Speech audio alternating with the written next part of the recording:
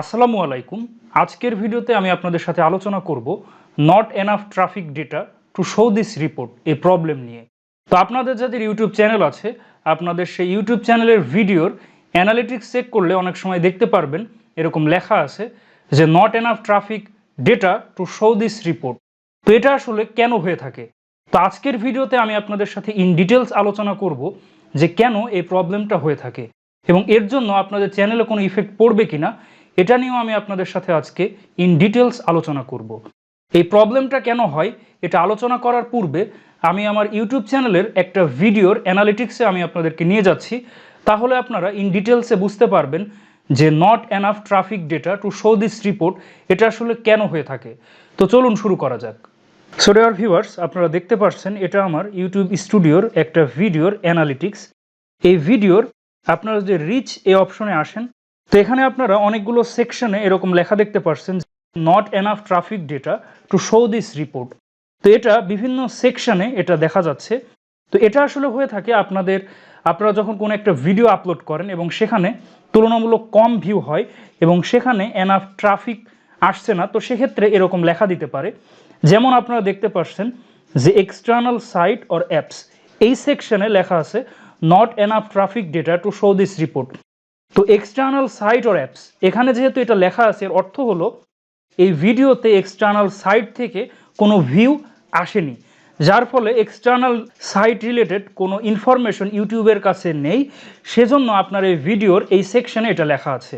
তো আপনারা দেখুন আমার যে টোটাল যে ট্রাফিক সোর্স, এখানে আপনারা দেখতে পাচ্ছেন যে browse feature, notification, direct or unknown channel pages, other YouTube features, কিন্তু এখানে এক্সটার্নাল সোর্স এখনো আসেনি, সেজন্য এক্সটার্নাল সাইটস অর অ্যাপস এই সেকশনে এই কথাটা লেখা আছে।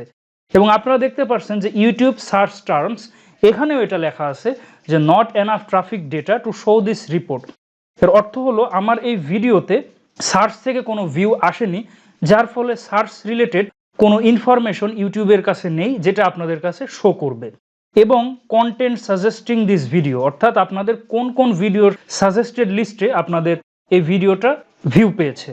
তো যেহেতু আমার এই ট্রাফিক সোর্সে সাজেস্টেড লিস্ট থেকে এখনো কোনো ভিউ আসেনি, সেজন্য আমার এখানে এটাই লেখা আছে, অর্থাৎ আমার ভিডিওটা সাজেস্টেড ভিডিওস এই ট্রাফিক সোর্স থেকে কোনো ভিউ আসেনি, সেজন্য এটা লেখা আছে। অর্থাৎ এই সাজেস্টেড ভিডিওস যে ইনফরমেশন সেটা ইউটিউবের কাছে নেই, সো এটা তো শো হবে না।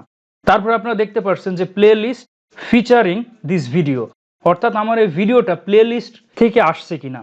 তো আপনারা একটু আগে দেখলেন যে আমার এই ভিডিও ট্রাফিক সোর্স প্লেলিস্ট থেকে আসেনি, তো এজন্য এটা লেখা দিচ্ছে যে not enough traffic data to show this report, অর্থাৎ এই প্লেলিস্ট থেকে আমার এই ভিডিও এখনো কোনো ভিউ পায়নি, সেজন্য ইউটিউবের কাছে এই রিলেটেড কোনো ডেটা নেই, যার ফলে তারাও এখনো শো করাতে পারছে না।